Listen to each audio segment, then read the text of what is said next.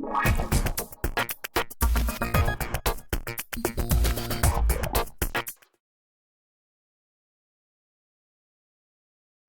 morning, ladies and gentlemen.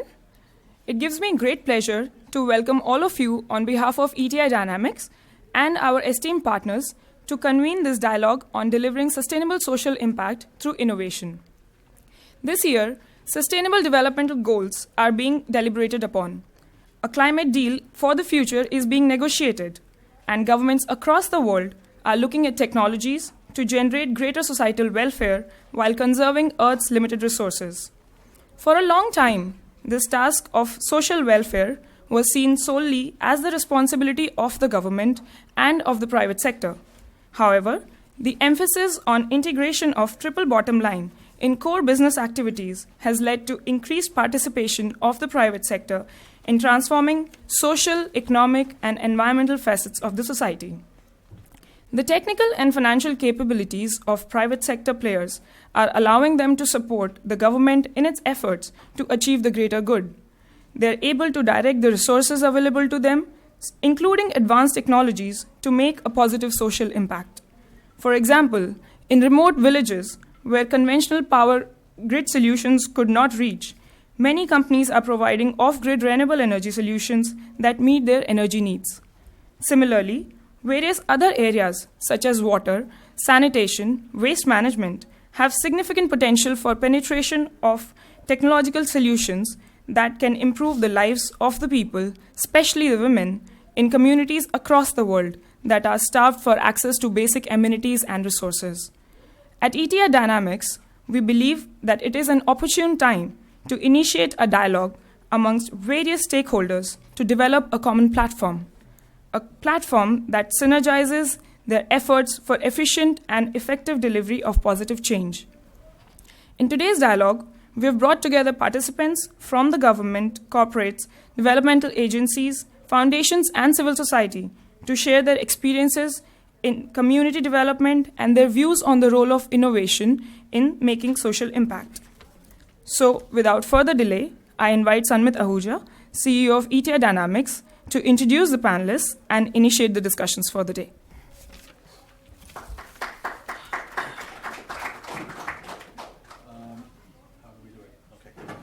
Thank you, Shruti. Morning, everyone. We're starting on Delhi time, so we'll try and catch up over the next 3 hours or so. I'll cut short the introduction. In your handouts, you have background about all of the speakers and the panelists who are going to talk this morning, and we'll get to know them better over the interactive session. I want to keep this session very, very interactive. So let's have a healthy, lively debate. What on earth is even sustainability? What is innovation? So these are motherhood statements that everyone's trying to grapple with, and everyone will have a very different view and opinion of it. But at the end of the day, all of these opinions, all of these processes, all of the developments should converge so that we get a better impact on the ground. And that's the idea, that is there a right model, or are there a number of models that we could utilize simultaneously? So the idea of today is to get people to talk about their experiences, share new innovations, new models that we could bring out in the market, so that when we walk out and finish the day, we are much more enlightened and can put things into practice. So on that note, can I invite my panelists to join me on the stage? So Jane, perhaps we can start off with you. So our work is in rural areas. So I don't have a formula for Delhi, but basically the idea is that when citizens know their rights and the departments to which they should go to express grievances or make claims, that there's a more vibrant democratic participation. So I imagine that principle could work in Delhi as well. We do have very good CSR partners. And in speaking with potential partners, one of the pieces of education that we need to do is to talk about the importance of involving communities in any projects. Otherwise, they won't be sustainable. That's the whole point of today's discussion. So yes, there is an education process. Sometimes companies are very focused on the infrastructure product, but unless the communities are involved in planning and implementing and knowing how to operate or otherwise have a role after the implementation of the infrastructure, then it's apt to fall into disuse. No amount of water gets wasted, and people have a real stake in the water management, which is also a cause of concern, and enlightened and careful citizens is the way forward. The other aspect which I was talking about was about sustainable development. I think energy crisis is something which the world fears all over, but as long as human beings live, there will be no dearth of defecating material. The animal defecation, the biomass which is available in terms of wasted leaves, and especially for Delhi, where most of the trees are deciduous trees, so we have a lot of foliage available, a lot of domestic waste, organic waste which is available. So if we can set up methanization plants locally in a more decentralized format, where you don't have to carry that garbage and sewage to distant places worth several thousand crores of plants, you can have a few hundreds and thousands of local plants available on the drains, etc.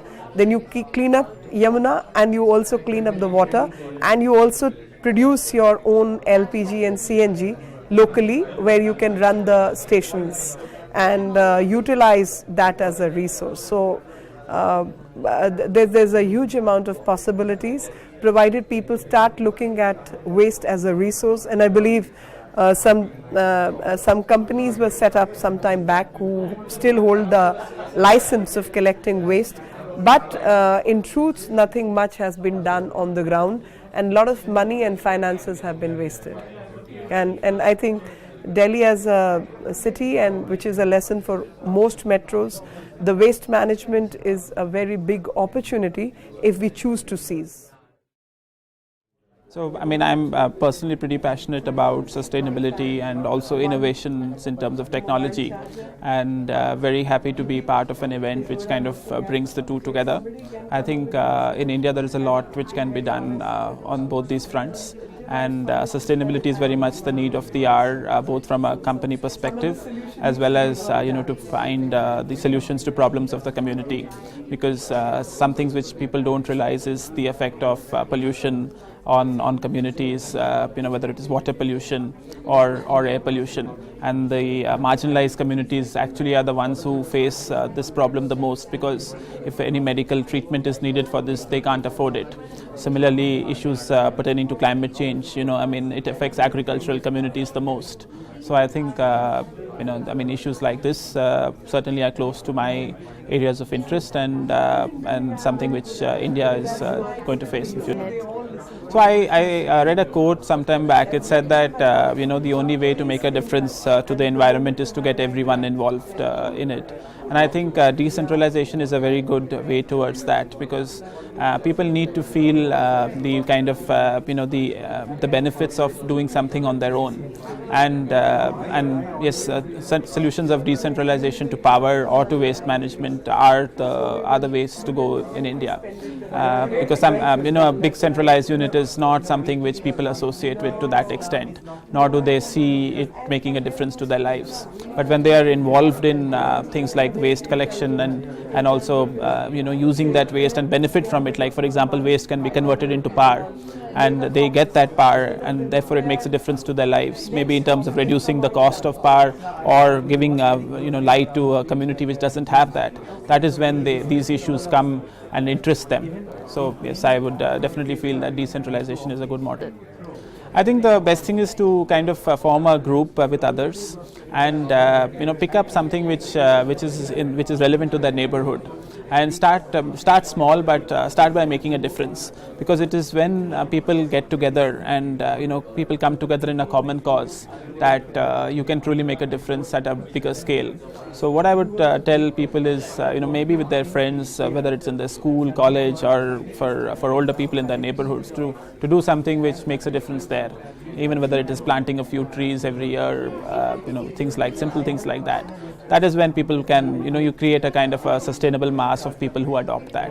For example, by planting trees regularly, if people see that their community has become greener, it has become, the air is cooler, it is there's more shade in that area, then people realize what difference trees make to the environment, and more people will do that. In business world, and in some way when Sanvid invited me, he's talking about the role of media in some way evangelizing the good practices or highlighting the lack of practices in the operations of some of the large corporations that have a serious impact on environment and the communities that they operate with. So I can only tell you two things that we are doing at Business World. One, we are launching something called bwsustainability.com.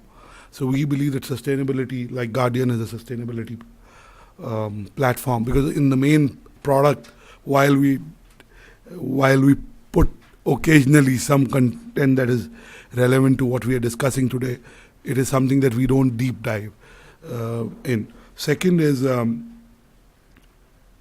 also within the main magazine, we now dedicate about 4 to 6 pages to sustainability. We have a new sustainability editor. He joins in a month or so.